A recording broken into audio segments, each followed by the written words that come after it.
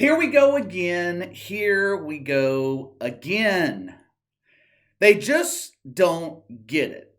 If you want to see an example of what happens when graduates of woke you take over and run a multi-billion-dollar company into the ground, look no further than Disney. If you want to see the result of beta male leadership, I shouldn't even say leadership. If you want to see the result of lack of leadership, study the last 2 years at Disney. Bob Chapek was named CEO of Disney in February of 2020. Looking back at that decision 2 years later, one of the worst decisions the company's ever made. Don't take my word for it. That's the sentiment of former CEO Bob Iger, who named Bob Chapek as his replacement. When he took over as CEO, Disney stock was trading about $140 a share. This time, just last year, it was $180 a share. Take a look at what's happened since July of 2021. The stock has experienced a steep decline. Now, why? What would make a stock drop almost 60% in the span of 12 months? Well, Casey, the entire market is down. That's true. That's true. But the market, it's only down about 10% across the board. Disney is down 60. What makes them different than the rest of the companies on the Dow or the S&P 500? Bob Chapek and Disney have been on the wrong side of every issue. The woke fungus infected Disney many years ago. Bob Chapek, he allowed the disease to spread. He allowed it to take over. You want to know what America would look like if the entire government were run by members of Woke United Methodist? It would look like Disney. If you've ever been to Disney World, you know about the parades. The park hosts parades where kids can see cartoon characters in real life. Disney World, they also host cheerleading competitions. When high school cheerleaders are in town, they often participate in the parades. Back in March, Port Neches Grove High School out of Texas, they participated in one of the parades at Disney World. Now, schools are required to submit audition tapes before performing so Disney can make sure nothing will be offensive. What is the mascot of Port Neches Grove? Indians. You already know where this is going. They submit their audition tape of what they would perform during the parade. The young girls, they wore Indian attire. No. That is far too offensive. How dare you emulate Native Americans? Take it off immediately. Okay, that's absolutely ridiculous, but hey, your park, your rules. They decided to comply. The cheerleaders performed at the parade. They were met with immediate backlash from the shitfucks. They claimed the cheerleaders were, wait for it, racist. Watch this performance. See if you can spot the overt racism.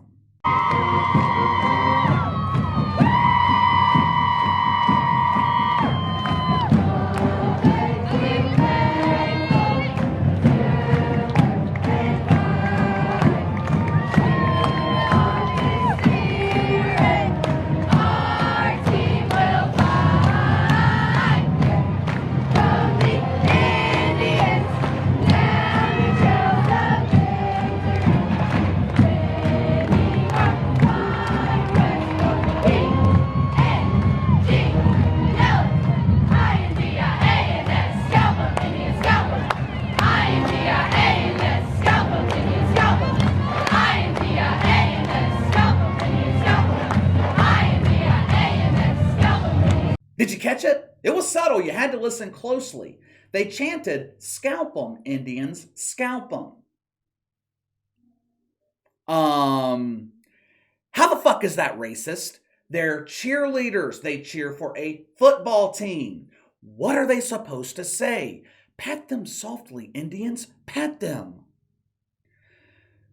Instead of Bob Chapek ignoring the fake outrage, he issues a public apology, claiming that the school's cheerleaders changed their routine from the audition tape to the performance. Another case of someone lacking accountability for their own actions. For decades, Magic Kingdom has shot off fireworks. I believe they do it every night.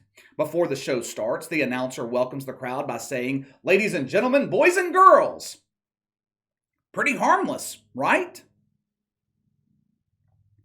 Come on, guys, we're living in the era of inclusivity. Ladies and gentlemen, boys and girls, that greeting only includes 2 of the 72 genders. And by the way, the last I checked, there were only 53 available genders. I guess another 19 had been added in the last few weeks.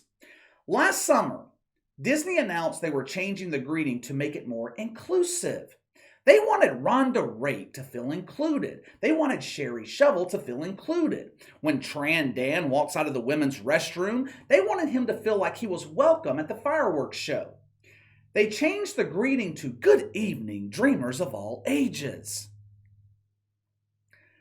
Obviously, that's bullshit, but it's subtle bullshit. People at Magic Kingdom, they're not going to recognize the difference. We have discussed several instances here on the channel of Disney propagandizing children through movies and television. So I'm not going to go into that again today. Today, we're going to talk about Disney actively destroying their own history. The removal of history, it's one of the primary objectives laid out in Rules for Radicals, also known as the Woke Bible. January 2021, Disney announced they were making sweeping changes to their Jungle Cruise ride. The ride, it simulates what it would be like riding down the Nile River in Africa, as well as the Amazon in South America and rivers in Southeast Asia. The scene is set in the early 1900s. It tells the story of European explorers who set out to explore these lands. It gives kids a brief glimpse into history, shows them what life was like over 100 years ago. The attraction operated for 65 years without one issue until one woke shitfuck was offended by it. You know how the story goes. One shitfuck fakes outrage, which causes another to bring attention to themselves, displaying their fake hurt feelings. Next thing you know, celebrities, politicians jump aboard the woke train, people who will never even ride the damn ride. Once again, instead of Bob Chapek doing the right thing and telling them to fuck off, he assumes the position of fellatio and accedes to their demands. Earlier this month, they announced they were erasing what they called unpopular history. For 33 years, Song of the South was played at Splash Mountain. It's a log flume ride. We can't have that song playing. It's racist. They replaced it with Down in New Orleans. They are also distancing themselves from the man who created Disney, the man who created opportunities and employment for millions of people over the years. Disney is distancing itself from its founder, Walt Disney. Why?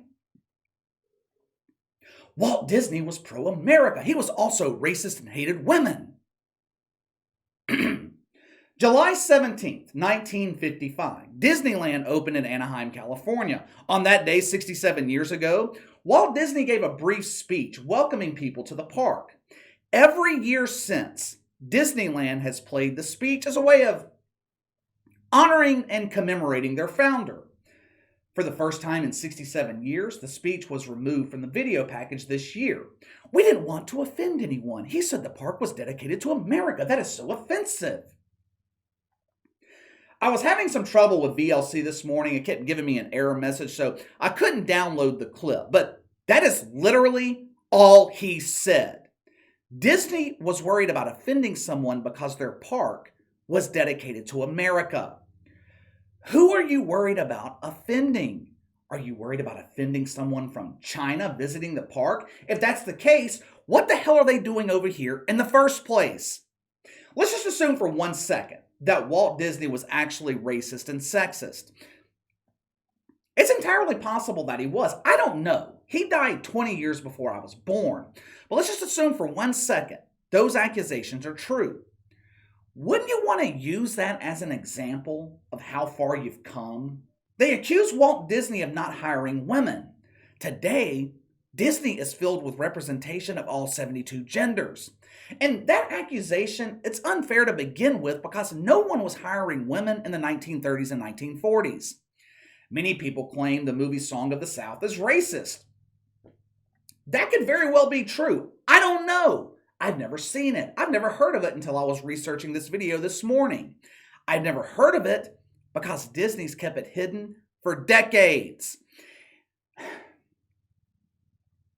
It is impossible to learn from the mistakes of the past if you keep the past hidden.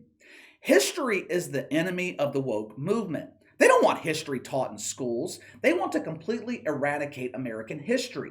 Deacons at Woke United Methodist, they only use history when it fits their narrative. And even then, they distort the facts so it properly fits whatever fucking agenda they're pushing. What is happening right now at Disney?